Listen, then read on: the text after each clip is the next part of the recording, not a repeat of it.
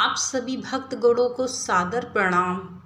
मित्रों, आपको पता है कि श्री हरि विष्णु के 10 अवतार हैं, जिसमें से पहला अवतार है मत्स्य अवतार। आखिरकार श्री हरि विष्णु को क्यों लेना पड़ा था मत्स्य अवतार, और क्या है इसकी कहानी और क्या है इसका महत्व? मित्रों, मैं आपको संपूर्ण जानकारी अपने वीडियो के माध्यम से देने वाली हूँ कि श्री हरि विष्णु ने क्यों लिया था मत्स्य अवतार और क्यों करना पड़ा था उनको शिव जी से युद्ध और क्यों किया था श्री हरि विष्णु ने मत्स्य को मृत्यु के घाट उतार दिया था, बाण मार दिया था। आखिरकार क्या कारण है? तो चलिए आपको मैं अपने वीडियो के माध्यम से बताने जा रही हूँ। परंतु एक बात बता दूँ, जो भी व्यक्ति इस वीडियो को देखना शुरू कर रहा है तो कृपया करके अंत तक देखिएगा, क्योंकि आपको संपूर्ण कथा इसी वीडियो के माध्यम से मिलने वाली है और आप समझेंगे कि श्री हरि विष्णु ने आखिरकार क्यों लिया था मत्स्य अवतार। तो चलिए सुनाना प्रारंभ करते हैं आपको संपूर्ण कथा।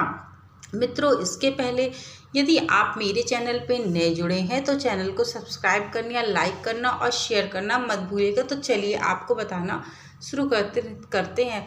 सृष्टि और शास्त्रों के उद्धार के लिए भगवान विष्णु ने लिया था मत्स्य अवतार, यानी कि सृष्टि के लिए भगवान श्री हरि विष्णु ने मत्स्य अवतार का जन्म लिया था। क्या है इससे जुड़ी हुई कथाएं और क्या है चीज़ें?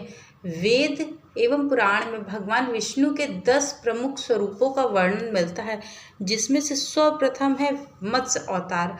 भगवान विष्णु ने मत्स्य रूप में सृष्टि के उद्धार और शास्त्रों की रचना के लिए धारण किया था। आज हम इस विषय पर चर्चा करेंगे और जानेंगे कि क्यों भगवान विष्णु को मत्स्य अवतार लेना पड़ा, क्या है इसकी संपूर्ण जानकारी। भगवान विष्णु को सृष्टि का पालनहार अथवा संचालक माना गया है। यह बात तो हम सभी जानते हैं कि भगवान विष्णु के 10 अवतारों में से एक मत्स्य अवतार है। उन्होंने स्वरूप सृष्टि के अंत में लिया था। बता दें कि आप जब प्रलय आने में कुछ ही समय शेष रह जाता है, तब उन्होंने सृष्टि के उद्धार के लिए यह रूप धारण किया था। शास्त्रों में वर्णित भगवान विष्णु के सभी अवतारों के पीछे कुछ न कुछ उद्देश्य अवश्य ही छिपा होता है और उनसे जुड़ी हुई अद्भुत कथाएं भी होती हैं और ऋषि एवं मुनियों द्वारा वेद ग्रंथों का वर्णन भी कई वर्षों पहले किया गया था, जिसका श्रवण पाठ के माध्यम से हम करते हैं। आज हम भगवान विष्णु के मत्स्य अवतार के विषय में जानेंगे, कैसे उनके द्वारा संसार का उत्थान हुआ था। तो चलिए आपको बताते हैं कि मत्स्य अवतार के बारे में। श्री हरि विष्णु के किंवदंती के अनुसार एक बार एक प्रतापी राजा, जिसका नाम सत्यव्रत था, कृतमाला नदी में स्नान कर रहा था। स्नान के बाद जब सूर्यदेव को जल अर्पित करने लगा, अपने हाथ उठाए तो उसकी अंजलि में एक छोटी सी मछली आ गई। राजा सत्यव्रत ने मछली को पुनः नदी में छोड़ दिया, लेकिन तब भी मछली बोली कि राजन, मैं इस जल में बड़े बड़े जीव रहते हैं जो छोटे जीवों को मारकर खाते हैं, कृपया मेरे प्राणों की रक्षा करें। तब सत्यव्रत के हृदय में उस मछली के लिए दया उत्पन्न हुई और वह उस मछली को अपने कमंडल में रखकर अपने घर ले गया। अगली सुबह जब सत्यव्रत नींद से उठा, तब मछली का शरीर उतना बड़ा हो चुका था कि कमंडल भी छोटा पड़ने लगा। तब मछली बोली कि हे राजन, मेरे रहने के लिए कोई और स्थान हो तो कृपा ढूंढ ले, मैं इसमें नहीं रह पा रही हूँ। तब सत्यव्रत ने मछली को कमंडल से निकालकर पानी के बड़े मटके में रख दिया। रात भर मटका भी मछली के लिए छोटा पड़ने लगा। ऐसा करते करते मछली का आकार इतना बड़ा हो गया कि उसे सरोवर में डालना पड़ा। कुछ समय के बाद वह इतनी बड़ी हो गई कि सरोवर में भी उसके लिए छोटा पड़ने लगा और इसके बाद उसे समुद्र में डाल दिया। आश्चर्य की बात यह थी कि विशालकाय समुद्र की मछली के लिए छोटा पड़ा था। तब सत्यव्रत ने बड़े ही विनम्र स्वर में पूछा कि आप कौन हैं जिन्होंने सागर को भी डुबो दिया? तब भगवान विष्णु ने उत्तर दिया, मैं हयग्रीव नामक दैत्य के वध के लिए आया हूँ, जिसने छल वेदों को चुरा लिया है और उसके कारण जगत में चारों ओर बहुत अंधकार फैला पड़ा है, अधर्म फैल गया है। भगवान विष्णु आगे कहा कि आज से 7 दिन के बाद पृथ्वी पर प्रलय आएगी और वह समय बहुत ही भयानक होगा। संपूर्ण पृथ्वी का जल मग्न हो जाएगा, जल के अतिरिक्त यह कुछ भी नहीं शेष बचेगा। तब आपके पास एक नाव पहुँचेगी और उस समय आप सभी प्रकार के जरूरी अनाज, औषधि, बीज एवं सप्त ऋषियों को साथ लेकर उस नाव पर सवार हो जाना। मैं उसी समय आपसे फिर मिलूंगी। सत्यव्रत ने यह भगवान का आदेश मानकर स्वीकार किया और 7वें दिन जब पृथ्वी प्रलय चक्र ने अपना आकार बढ़ाना शुरू किया और समुद्र सीमा को लांघकर सब कुछ जलमग्न करने लगा, तब उसी समय सत्यव्रत को एक नाव दिखा। आदेश अनुसार सत्यव्रत ने नाव में सप्त ऋषियों को नाव में सम्मान पूर्वक चढ़ाया। 7 महत्वपूर्ण अनाज, औषधि को भरकर सत्यव्रत भी उसी नाव पर सवार हो गया। सागर के वेग के कारण नाव अपने आप चलने लगी, क्योंकि उस समय लहरों की जो रफ्तार थी वो बहुत तेज थी और इस कारण से नाव में ज़्यादा जोर लगाने की आवश्यकता नहीं पड़ी। नाव अपने आप ही चलने लगी।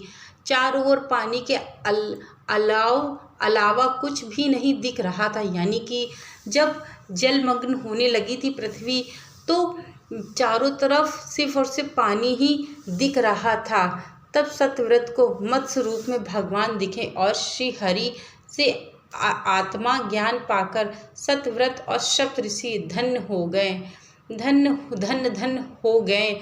जब प्रकोप शांत हुआ तब भगवान ने हयग्रीव का वध कर सभी वेदों को वापस छीन लिया और ब्रह्मा जी को वापस सौंप दिया। इस प्रकार भगवान विष्णु ने मत्स्य रूप का धारण कर वेदों का उद्धार किया। तब प्राणियों का कल्याण होने के लिए यह कार्य किया गया था। मित्रों, आपको बता दें कि जब भी कलयुग आएगा, जब भी कलयुग का अंत होगा, यानी कि कलयुग तो चल ही रहा है, जिस समय कलयुग का अंत प्रारंभ होना चालू होगा, कलयुग का अंत भी कुछ इसी प्रकार से होगा। चारों तरफ महामारी फैल जाएगी और हर व्यक्ति अपने चरित्र को लेके बहुत ज़्यादा खराब हो चुका होगा। बहन बहन नहीं समझेगी, भाई भाई नहीं समझेगा, किसी के साथ कुछ भी करना प्रारंभ कर देगा। मित्रों, आपको बता दें कि जिस दिन कलयुग का अंत होगा उस दिन भी कुछ इसी प्रकार से होगा कि चारों तरफ जलमग्न हो जाएगा, चारों तरफ हाहाकार मच जाएगा और पृथ्वी फिर एक बार जल में डूब जाएगी। जोरों की बारिश होने लगेगी, हाहाकार मचने लगेगा पृथ्वी में।